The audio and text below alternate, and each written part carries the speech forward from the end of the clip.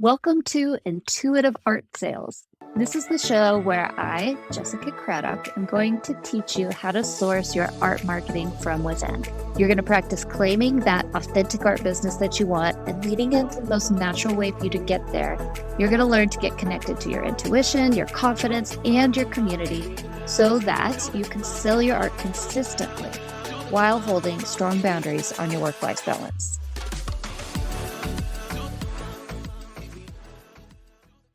Welcome back to Intuitive Art Sales. I am here with Megan Spindler, who is a paint and collage artist.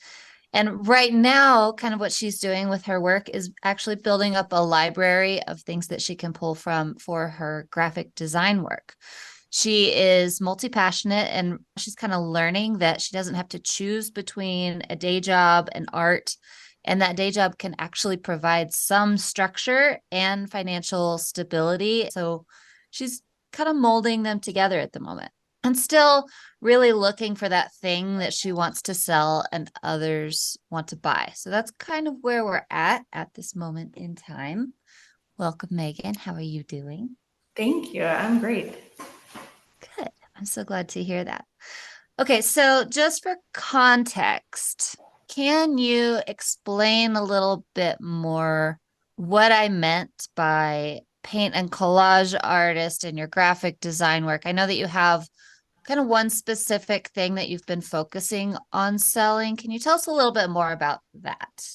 Yes, I've been learning that my alcohol ink painting or taking pieces of older work and cutting them apart and placing them in different ways, or painting something and then digitally collaging it together allows me the chance to create a library of things that I can then use to put on greeting cards or these centerpieces I've been using for events. They spark a conversation, and I find those stories that people have, whether it's about their relationship or a journey they've been on, and I can pull the pieces of their story and then work it in with something I've created to make a beautiful paper piece that they can use for a celebration. Okay, so generally, if I'm remembering correctly, you are selling these to people for weddings or for like a nonprofit organization who's hosting a fundraiser. Is there any other contexts which I'm missing here? I've done a few for corporate anniversaries and then for birthdays or weddings. I've done some work for even celebration of life to highlight someone special and showcase some of their passions and interests in a way that kind of starts the conversation when you're sitting at a 10 top table full of people and they may or may not be aware of each other, or they may have different connections to the person or the organization, that this would be a thing they could grab and pick up and say, oh yeah, me too, or oh, there's some fun facts or trivia or 3 things to know about, or something about their mission and vision. Great. So you are creating centerpieces using a mix of elements, one being your art, one being really listening to the people or the brand or the organization and finding a story within it that you get to tell about them. Also, it's not just a pretty thing. It's really something that deepens that. I feel like there's a better word than this, but that connection between the people at the event so that it can be a more successful event, right? Correct. Yes. Mm-hmm. Okay. And how did you get to this? Like, how did you end up saying, I'm going to make centerpieces with my art? How did that happen? So it's a 12 by 18 piece of paper that's folded in a very specific way, and you cut certain parts and fold it onto itself, and it stands up by itself. And I saw someone make it, maybe it was on TV, like a craft show or something like that. And I ended up making them for showcasing some of the pictures of my kids as they were growing up, like all those like month milestones that they have. I made them, and then grandmas and grandpas and aunts and uncles would put them on their desk or on the kitchen counter. Some of them are still on the fireplace mantle, and it just kind of captured a moment in time. I tried to include pictures that showed what they were interested in or what we were doing as a family at the time. I was offering them, especially for like a destination wedding, they fold up flat. So you can package them really easily and take them with you. And then people started telling me that they were swiping them from the tables, that they had to quick grab one as the host before other people came through. And so I was trying to just build on what other people were using them for. Yeah. Do you like making them? I like making them. I think they're different, but sometimes different gets complicated and it's hard to Mm. explain what it is. When we've talked in the past, I explain the features of it instead of all the benefits sometimes. Can you, in your words, describe Yeah. the difference between features and benefits? The feature is like how tall it is, or how many pictures go on it, or what kinds of things you could submit to place on the pages. But the benefit would be maybe how you feel, or what kind of problem you're solving, or what people get from it, or how they're transformed maybe when they're Yeah. interacting with it. I know I'm really putting you on the spot here, but it's 8 a.m. for me, and so I'm going to make you do more talking today. What can you name let's get specific here. So we've got a nonprofit and they are asking about your centerpieces. And I'm doing this for a reason because I feel like it's really useful for people to learn how to talk about their work in a more effective way. And I just wanted to like real quick sidebar on that. So we're hosting a nonprofit event. We are interested in your centerpieces. I'm talking to you about it.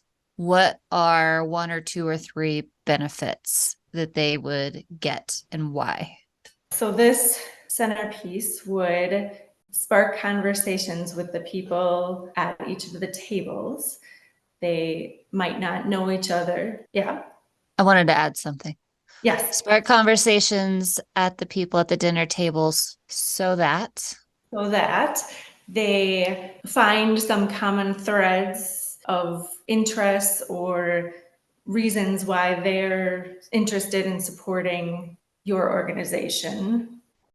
good. You pulled it So, back to the person buying it.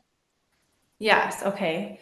So that each of them generating their reason for being there, or how they know you, or like they're already kind of advocating for your group by sharing their connection to you and their stories, or why they think it's important. This is really common sales training. So I'm just going to give you a quick overview real quick. When you are asking why somebody might want something, you ask yourself, why? Why? Because it's pretty. But why would they think it's pretty? Because they grew up in the Catskills and they love that type of landscape. Why would they think that's great? Because it reminds them of their grandma. I don't know, like just Yes. going deep, deep, deep into the why. And then also, if you can add a so that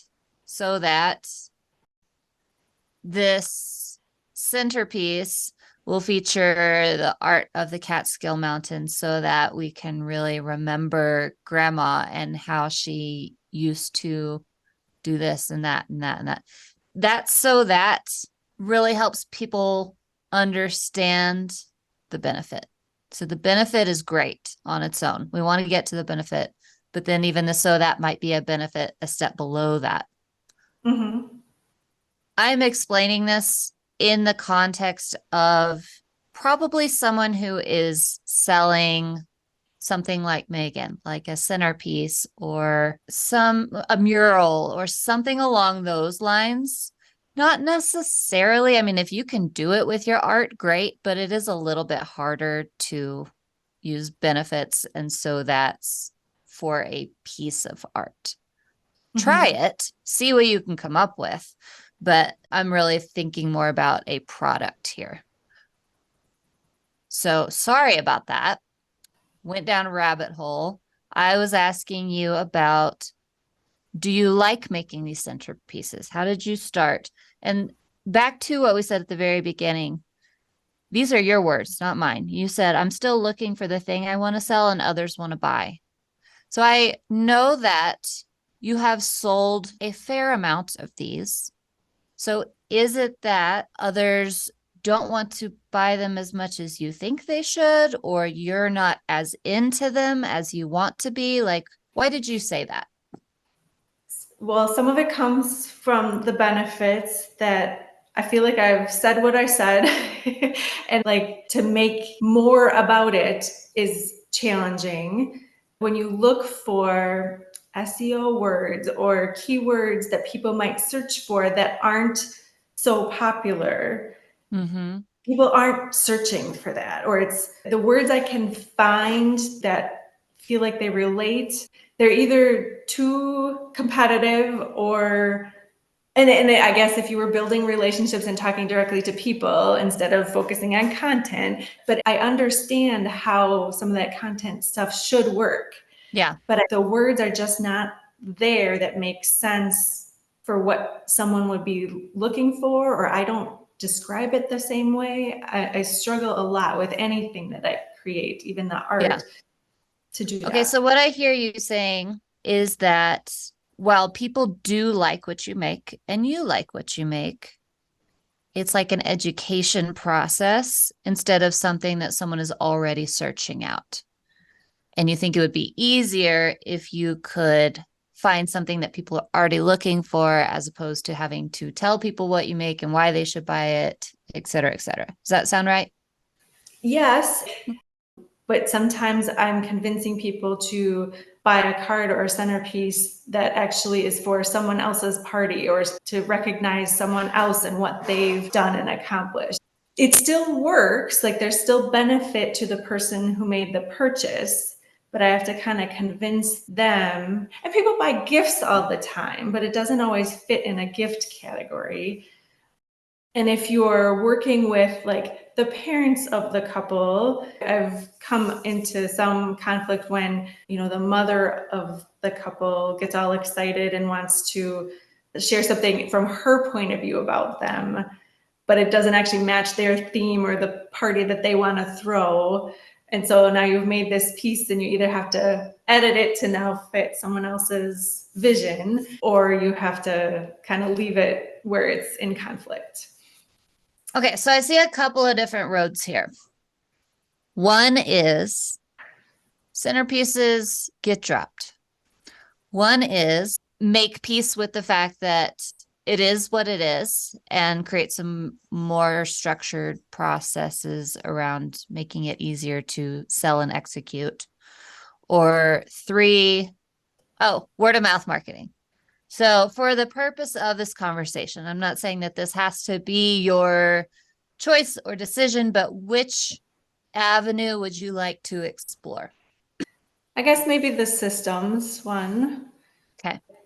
I had started writing down how I would sort of interview someone about their stories and what kind of questions I might ask them, because we had talked about including in the package like a virtual meeting that they Mhm. could, for a certain amount of time, and they could have a certain number of people join in to share their thoughts, and then I would take all of that, and instead of just being over email and them submitting their facts and trivia and pictures that they want to include, it would actually be a conversation and more personal. And then I could sift through and find some of the details that I found intriguing to be able to include even more personality and make them more memorable. Having a meeting with the decision makers, the ones who are Right. going to at some point say, no, I didn't want that. I wanted this or whatever. Correct. How's that going? Well, I don't have anybody to, like, I haven't used it. You I haven't used it. started the Okay. questions, so I would either have to reach out to someone to practice it, or Mhm. to, that could be part of the promotion of it, that they're helping me out so that, maybe they get a deal on it, or something like that. So back to me working well where the art is like a conversation between me and the art, and working best by moving the pieces around. I don't have any input. I don't have anything coming in to be able to collage this idea of centerpieces together and have that conversation. I don't have the leads coming in to be able to practice that. So we currently do not have any projects to work on. Correct. The one I was excited to do, it ended up being other paper pieces. The centerpieces don't fit into the typical categories that a directory of a party services would have. They have like decor and rentals, so it kind of fits there as decor, or they have stationery, so it kind of fits there. It's always either crossing boundaries or doesn't quite fit. I actually think that's a good thing because you don't have any competition. Well, you're like you said, decor and rentals, you said stationery. None of those people are doing what you're doing. And we said we were going to talk about structure, but I think part of that is the word of mouth.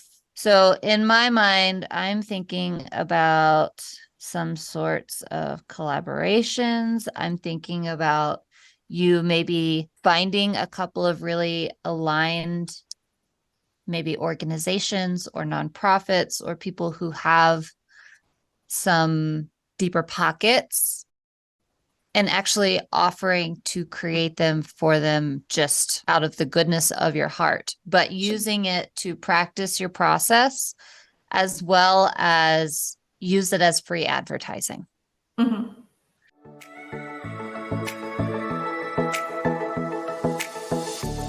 Hey there, lovely listeners of Intuitive Art Sales. It's Jessica Craddock, your guide to navigating the exciting world of marketing from an authentic place.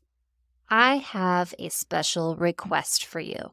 I have shared tips and insights and stories on how to connect with your intuition, boost your confidence, nurture your community, and maintain those all-important boundaries to create a fulfilling work-life balance. And the amount of support you have shown me is incredible, and your feedback is invaluable.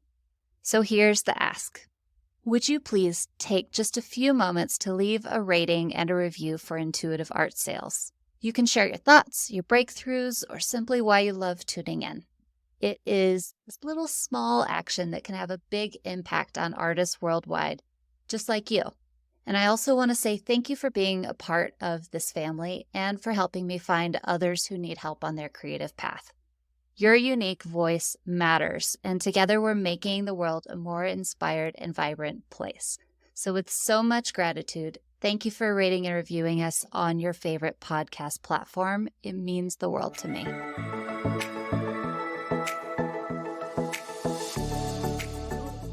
In this model that I am thinking about in my head, you're doing some work for free. Okay. How do you feel about that? Does that feel icky, or are you like, okay? Because I don't want to go too deep into it if it feels Yeah, well, I've done it before for other things. And so some of that is okay and understandable. So I don't feel terrible about it. I would be okay with that to practice. So in my mind, these are the best ones you've ever done. You nail them out of the park, right? Which is hard to do a little bit when you're like, I'm working for free here. But these types of people throw lots of events. Mm-hmm. Even if that was your only starting strategy, where it was, I'm going to find these organizations, I'm going to find these nonprofits, I'm going to do one for free for them and have some sort of follow-up process or relationship building process or something in place where it's not like I'm just doing it and then disappearing so that see, I did so that so that we can hopefully get on their table for half of their yearly events on a regular basis. Mm-hmm. If we can do that with 5 or 6 or 10 different organizations, all of a sudden you're busy. Mm-hmm. Right. What do you think about that? You want to explore that? The panic coming up is I don't know anybody who does that. Or I attempted to follow up with the group that I worked for last time and just didn't hear back. I guess I sent a card I don't know that it may have been one follow-up. So maybe it just wasn't enough follow-up. Well, a card is nice and it's great follow up, but it's not something they're necessarily going to respond to. Right, right. Okay, so you don't know anybody. Is the main panic like, I can't execute that because I don't know anybody? Yes. So Megan is in my consistent income group again. So she knows what I'm talking about. I will try to narrate. I am drawing on my paper the ideal art buyer map. When was the last time you looked at that or completed that? Yeah, I saved it and brought it because that was when we were talking about ornaments the other day, that was the homework you gave me, and I looked at it again. Great. I wrote down, places I've worked, places I went to school, places my kids and family are part of, like through their schools, under the U category. And Mm-hmm. then the subject matter, I had put nature, water, waves, and light reflecting, Oh, these movement. are for the ornaments, right? No, it was just, that was subject matter. That was just, I often say like nature and architecture inspire me, but then you've kind of taught me to try to go deeper, like the why, Gotcha. and Yeah. trying to go deeper into just, instead of just nature. And that other piece I had like collage and collecting things and layering and texture.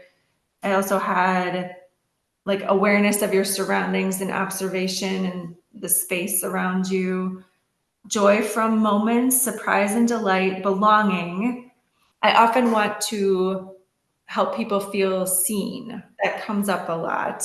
And also like the people who kind of fly under the radar. But that gets back to like convincing someone else to notice them sometimes. For the third circle, for message essence, I had written down, we had talked about these two. The words I had picked for values were connection, exploration, purposeful actions, generosity, sustainability. And then we had talked and we kind of transitioned all of that into sort of being a good human.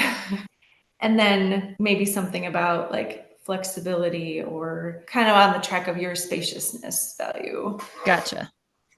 Okay, so what she just did, we have this exercise where there are 3 circles that overlap. So it's like the 2 circles overlap, and then what is that Venn called? Is it a diagram. Venn diagram? Yeah. Okay, Venn diagram.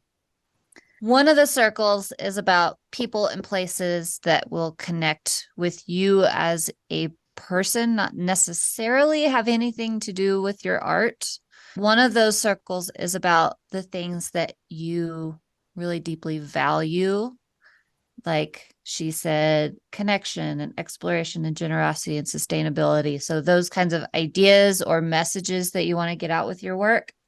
And then that third circle is more about the subject matter or the style. So she kind of listed some elements that she had put into each of those circles. So when you said, I don't know anyone, the easiest place to start would be the U circle. So you said places I've worked. Where have you worked that Um, might be sort of relevant? I've worked at architecture firms, the school Shut districts. up. Um, Okay. I'm calling BS on the I don't know anybody. it seems like well, so that's the whole bit about like, I have a master's in architecture and I Mhm. keep telling people I'm an architect, but I haven't practiced any official architecture in Okay, so you 10, do know 12 people, but there's years. all these reasons why they might think things about you or you might feel weird or like that's what's happening. It's more of a filter of here's why I can't as opposed to I don't know anybody. Yes. Okay. That's a whole different issue. Okay, I have issues with asking people Okay. or finding people that I would talk to or want to support. I invited 2 people to the art crawl that I did last weekend. I did emails so that I would have just the message and I could have my sentence. Well, I knew I was going to do it from the last time, which was in August, because I didn't do it in August. So Mm-hmm. it took 2 or 3 months. I knew the people I was going to ask from my orbit list, and I did it 2 days before the event. And I was really glad I did. And they were very kind to me. But then it always feels like they're doing me a favor, or I don't always see it as me providing them something that they wanted also, or them getting a So chance to pay me for a card I've sent them or noticing them. if you are listening and you can resonate, I just want you to raise your hand real quick. We're going to pretend we're on a group call. Everybody's raising their hand. Okay. So let's back up for just a smidge. You started to tell me about this before we hit record. Mhm. And you just went down a different path. You said, well, but I don't know if I'm providing something that they want. And am I really? And it's more for me and blah, blah, blah. But what happened with those two people? How did they react? What did they say? What happened? I mean, almost an instant reply, yes, of course I'm coming. And I really wanted it to be like that I would practice talking to them. I didn't necessarily mean for them to come and buy something, but they sent a representative when they weren't feeling well and paid for my booth fee. Right. So, like, it felt good, but it also felt like an obligation, or they didn't have to do that. Like they were, like I was still owing them something. And then the other So person, basically, wait, hold on, stop. You invited someone, they were sick, they couldn't come, they sent their husband bought something from you, it paid for your booth fee, and then you felt guilty about inviting them. well, I feel very grateful that and once I invited the two people, like I kind of went, oh, who else can I invite? Yeah, I was kind of on a roll, and I looked through my orbit list, but I kind of crossed people out that no, I really can't invite them, or no, I just talked to that person and this isn't the right event for that, or like I had a lot of baggage around the people You on my orbit list. basically nixed everybody. No, Yes. that I'm not going to, cause. I'm going to say, one, I do that in my head every time still. Two, I'm still learning to work through it, but I do it anyway because half the time I was right. And half the time they were like, oh, yeah, I'm so excited. That would be so great. And I'm like, what? Huh? And the more times that happens, the more I realize I don't get to choose for other people. That is their business. They deserve the chance to have the autonomy to make their own decision rather than me deciding for them. So That's it's true. almost like you're doing them a disservice if you cross them off. And if they say no, they say no. Right, right. So what? Mhm. They're not interested right now. Okay, cool. I sent a message to somebody recently. I don't even remember what it was about. And she said, no, I'm too busy right now. And I've done this for so long that it didn't even affect me. And I just had this overwhelming desire to write back to her, you're a peach emoji. Like, I was just like, I just appreciate you, whether or not you can come. I don't care. It just made me feel happy that I had pushed myself to the point where there was no negative reaction to a no. I just wanted to send them a peach emoji. I don't know where it came from. It just did. But anyway, so yes, you're there. I get it. I do. I swear I do. And I also know what happens when you choose to not stay there. So without going into like limiting belief examiners and all that, because we don't have time for that Mhm. today, I'm going to say, people, and let's make a number. How many? And actually, I don't really want to make a number, but I want to make a number that's a starting number to say, Mhm. okay, I tried that, and here's how I feel about it. So if Okay. we're talking about these promotional table centerpieces, how many of them would we like to offer before the end of the year? Not offer, but like actually execute. How many of them would like to execute? 5 jumped into my head. Five jumped into my head too. Let's do five. Okay, 5. Which the pluses of that are it can actually turn your business around. Minuses are you're not getting paid for it right now. Are we okay with that? Yes. Sometimes there's those periods where we gotta like try things that we're not getting paid for. And I don't love offering that advice, but I think that that's your quickest shortcut. Mm-hmm.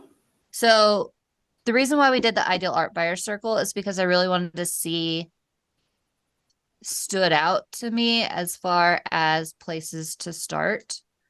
Places I've worked, your kid's school and your school all stood out to me. Those are like the easy buttons.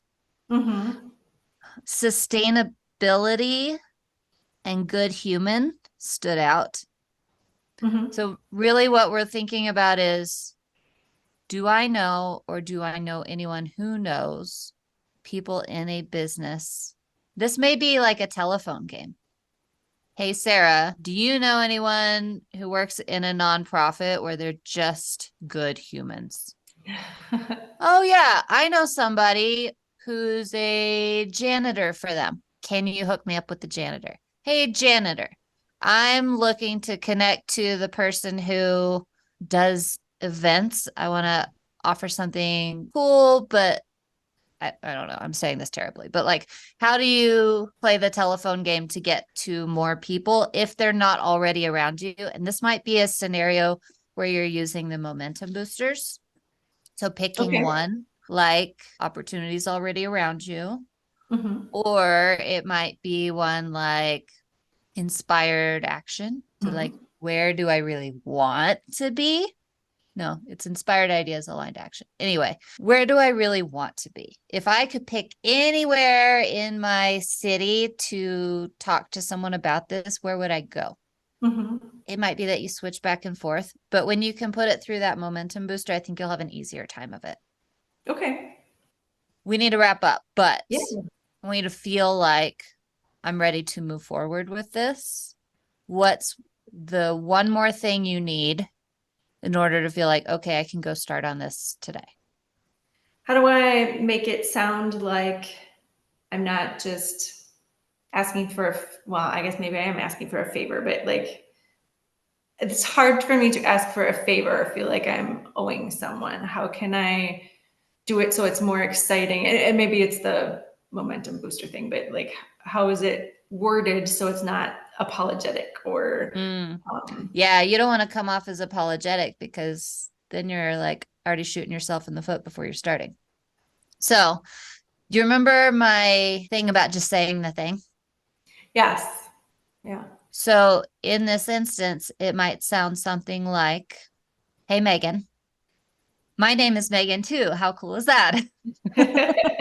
I have a graphic design party business. I don't know if that's how you describe it, but my head was going there earlier. A Sure. graphic design party business where one of the main things that I offer are centerpieces that, so that Mm-hmm. benefits, so that I'm trying to get it off the ground through word of mouth marketing. And you are an organization I admire because if you have any interest, I would love to gift you some centerpieces for your next event. Would you be interested in chatting? Okay. Yeah, that Like makes more the sense. more you try to like cover up your motivation, the more wiggly it feels and the more honest you are, the more people are like, yeah, that sounds great. I mean, I can help you out while you're helping me out. Sure, why not? Right. And some Okay. people are going to say no. And I don't Yes. want those people to discourage you because other people are going to say yes. But instead of that being a cold pitch to some organization, it would be better if there was some connection there first. It's always better if there is, but in this instance, we're not asking for anything from them. We're Mm-hmm. actually offering them something. We're being vulnerable. We are complimenting them and telling them why we believe in what they're doing. We are relating to them by anticipating why they would want it in the first place and speaking to them about that. So it's not like this cold pitch that you get in your email all the time. I don't know if you get these, but I get them and I Yeah. hate them. Hey, I'm a product developer and I work for people who blah blah blah blah. And I'm like, what does that have to do with me? And why are you emailing me? I don't. Like, you obviously have done no research, no nothing. I got a cold pitch the other day for someone wanting to help me with my podcast. And I don't remember what it was they said specifically, but I actually replied to it. And I'm like, yeah, tell me more information. It was something like they had really listened to a podcast or read my about page and like referenced me and were very real human, not pitchy. So I was like, sure, tell me more about it. Now, since I've replied, they've emailed me probably 20 times since then. So I'm regretting it a little bit. But okay, so we've got a pitch. Yes. We've got some places to start. Okay. We've got an idea. And I know that this is not a full, complete strategy. The first problem to solve is actually getting some of these. As soon as you get one, the next problem to solve is how do we continue to build a relationship and follow up with these people so that they hire us for their next event. But for right now, bring your questions about how do I get more of these, or where do I look, or remind me what to say, or whatever. Okay, perfect. So where can people find examples of your work, or where can they contact you? Where do you want people to go, Megan? The website is smilesbymegan.com. And the Instagram handle is Smiles by Megan Studios. Perfect. Megan is Megan, in case there's other weird spellings. Okay, great. This was fun. I know you've got to get off to your plans today, and so do I. So thank you again for being flexible with this schedule, and I appreciate you. Absolutely. Thank you so much. You're welcome. All right. We'll talk again soon, Megan. Take care. Bye-bye. Bye. Thank you so much for listening to this episode. If you haven't yet, be sure to hit subscribe so that you can get new episodes loaded straight onto your phone as soon as they're ready. And as an added bonus, when you subscribe, it helps other artists find this advice so we can learn how to make our art more valuable as a community. What could be better than that? And be sure to say hello and let me know you've been listening over on Instagram. My handle is @ArtistMarketCo. I would love to hear from you.